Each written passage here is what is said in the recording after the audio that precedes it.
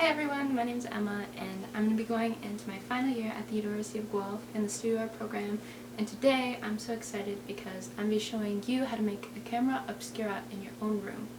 It's so exciting. So here we go, let's get started. The word camera obscura is Latin for dark chamber or dark room and was used by artists in the 17th and 18th century to aid them in making precise drawings with accurate perspective. This was possible because in the camera obscura there is a small hole that allows light to pass through and project the outside image inside. Although it is inverted and reversed, the perspective and color remain true to the outside world.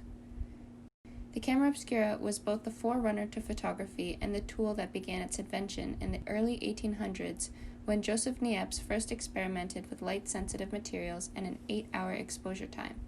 His result was a fixed image that he referred to as a heliograph. This came from the Greek word helios for sun and graphos for drawing.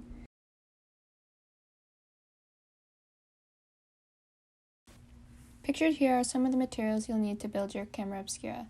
It includes black vinyl, a ruler, some coins, scissors and/or an X-Acto knife, some tape, cardstock or Bristol board, and something to cut on. What's not pictured here is a pen to trace the coins and a camera and tripod to document your hard work. For the image to appear on the opposite wall, it needs to be white. If your wall is not white, find something to serve as a white backdrop. This could be a white sheet, for example. Begin by tracing the coins and cutting round holes in the center of your Bristol board. These holes are the lens to our camera.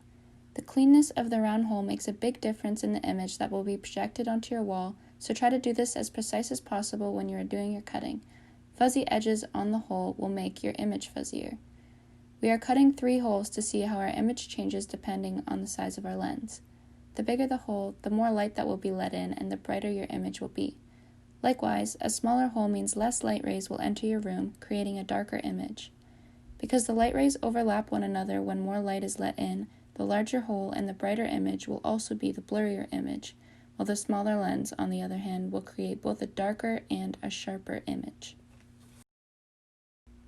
Now you've made your lenses, you can begin to tape them directly to your window. When building your camera obscura, choose a moderately sized room with preferably only one window. More windows means more area of light that has to be blocked. The next step is to cover your window with the vinyl. For me, it took about 5 layers to make sure there was no light leaking through. Keep in mind that the more layers of vinyl you add to your window, the more difficult it is to find the lens. Each layer of vinyl I added, I would cut a square slightly larger than my lens in the vinyl and tape it down. It is important your lens is directly touching the window, as this creates the sharpest results. You'll get the best results with a dark room, a sunny day, and preferably a north-facing window. North-facing windows are ideal because northern light is reflected light, meaning it doesn't come directly from the sun, but instead bounces off everything else. Since light travels in straight lines, light reflecting off objects outside is how the image is projected inside our room. Allow light to pass through only one of your lenses by covering the other 2 with some scrap pieces of black vinyl or cardboard. When your eyes adjust, you should see an upside down and backwards image on the wall or bedsheet opposing your light source. If you're ambitious, you can use a prism like the artist Abelardo Morel to flip the image right side up. Last but not least, don't forget to document your image.